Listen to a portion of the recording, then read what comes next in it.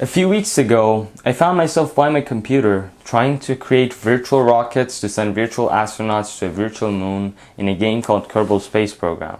After realizing I'd spent my whole day on this game, my lack of self-control and my urge to keep playing flamed my curiosity about the human mind. I believe that if I were to figure out how the human mind works, I would be able to channel this energy and this focus onto my goals and dreams. Little did I know my investigation into the human mind would take me on a journey to the frontiers of science, from AI, machine learning, and computer science to biology and human psychology. Stay with me. So I started by asking myself about the nature of the human mind.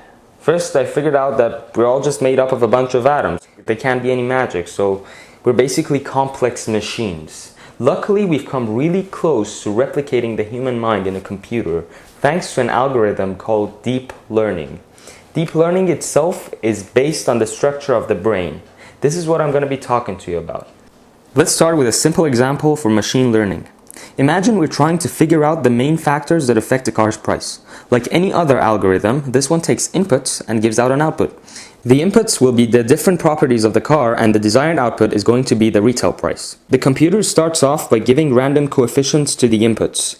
It then sees how close it gets to the results, it adjusts the weights, and checks again. And it keeps on going like this until it figures out how much each property has an influence on the price. However, this is not an accurate method for complex problems, so we use deep learning instead. The difference between simple machine learning and deep learning is that deep learning has hidden layers, meaning that before finding the output, the machine makes combinations of inputs and uses them to either find more combinations or to find the desired output. If the car problem is too complex for simple machine learning, given sufficient inputs, deep learning can accurately tell us how much a car is worth just by looking at its properties. Now let's take a look at how this software overlaps our brain's hardware. First, the microphysical architecture. As you can see, the neurons work the same way. The dendrites get the inputs, and the axon of each neuron passes on the signal to the dendrites of another. The cell body, on the other hand, doesn't exist in a computer because they're mostly there to regulate the cell's functions. As for the weights of connections, instead of numerical weights, we have the intensity of the connection between neurons. Second, the macro structure of the brain is just like a deep learning machine, except a great number of times deeper.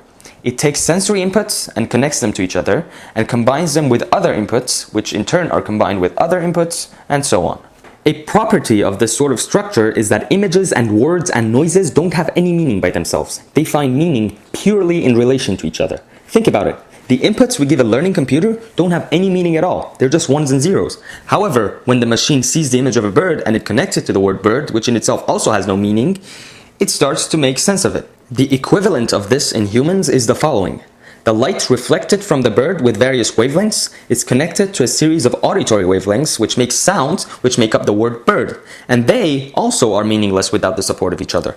What I'm trying to get to here is that we're pattern recognizing machines and that everything that we know is defined purely by its relation to other things. If this is true, nothing exists outside of our own minds, even mathematics. We think of mathematics as a language of nature, but is that true? Thousands of years ago, before the discovery of agriculture, the pattern recognition system of the human brain was rewarded by natural selection because those who were better at recognizing patterns had a higher chance of intuitively detecting dangers and finding food. However, when humans settled down, something funny happened. Since we were no longer looking for food and protecting ourselves from immediate danger, our pattern recognition software started noticing other things, such as patterns in quantities, which was one of the most consistent patterns around us. The abstraction of quantities gave us numbers. This was the beginning of arithmetic. The further development and abstraction of arithmetic gave us flexibility, which became the perfect tool for modeling patterns. Here's an interesting idea. Until now, we used to think of mathematics as the foundation of everything. And based on that, we have physics, and based on physics, we have chemistry, and based on chemistry, we have biology. But let's not forget that the existence of mathematics itself would be senseless without our biology and our brains. We can probably never understand nature as it really is, and patterns are meaningless without us. They're just our way of encoding the world.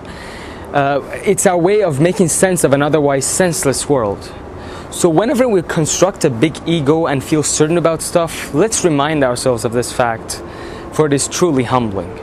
Thank you.